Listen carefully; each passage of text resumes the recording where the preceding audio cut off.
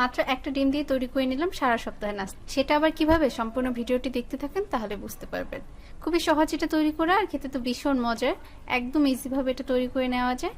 রেসিপিটা শুরু করে নেওয়ার জন্য প্রথমে আমি একটা মিক্সিং বোল নিয়ে নিয়েছি, আর তাতে দিয়েছি একটি ডিম আর দিচ্ছি হাফ কাপ পরিমাণ চিনি। তবে মিষ্টিটা আপনারা আপনাদের পছন্দ অনুযায়ী দিয়ে নেবেন। এরপর দিচ্ছি সামান্য পরিমাণ লবণ।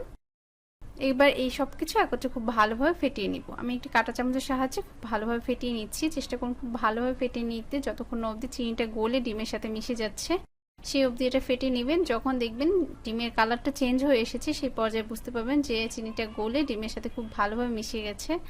আর মেশাতে গিয়ে তো আমার হাতটাই ব্যথা হয়ে গেছে, কিছুক্ষণ এই হাত দিয়ে কিছুক্ষণ ওই হাত দিয়ে এভাবে মিশিয়ে নিচ্ছিলাম।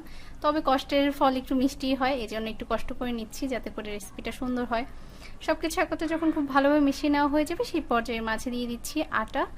চাইলে এটা ময়দা দিয়েও তৈরি করে নিতে পারেন, তবে আমি এখানে আটাটাই দিচ্ছি। আর আমি এখানে 1.5 কাপ পরিমাণ আটা দিয়েছি, তবে একটা ডিমের সাথে 1 কাপ আটাই যথেষ্ট।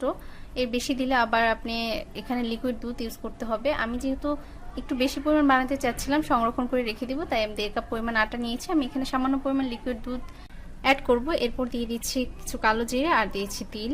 এবার সব কিছু একত্রে খুব ভালোভাবে মিশিয়ে নিচ্ছে। আর দেখেই বুঝতে পারছেন যে আমার ডোটা পারফেক্টভাবে তৈরি হয় নাই, তাই আমি এখানে 1/4 কাপ পরিমাণ লিকুইড দুধ দিয়েছিলাম।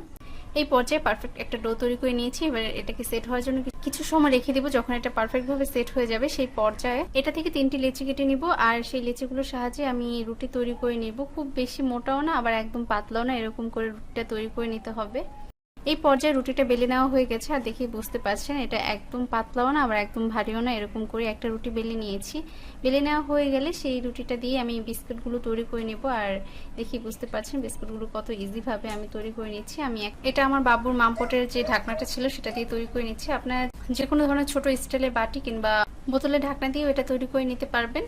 আর দেখেই বুঝতে পারছেন আমি বিস্কুটগুলো কিভাবে তৈরি করে নিচ্ছি। এটা তৈরি করা খুবই সহজ, আর এটা তৈরি করে অনেকদিন পর্যন্ত সংরক্ষণ করে রাখা যায়। তবে অনেকে আমাকে জিজ্ঞেস করেন, আপু এই পিঠাগুলো কিংবা এই বিস্কুটগুলো সংরক্ষণ করে কতদিন রাখা যায়?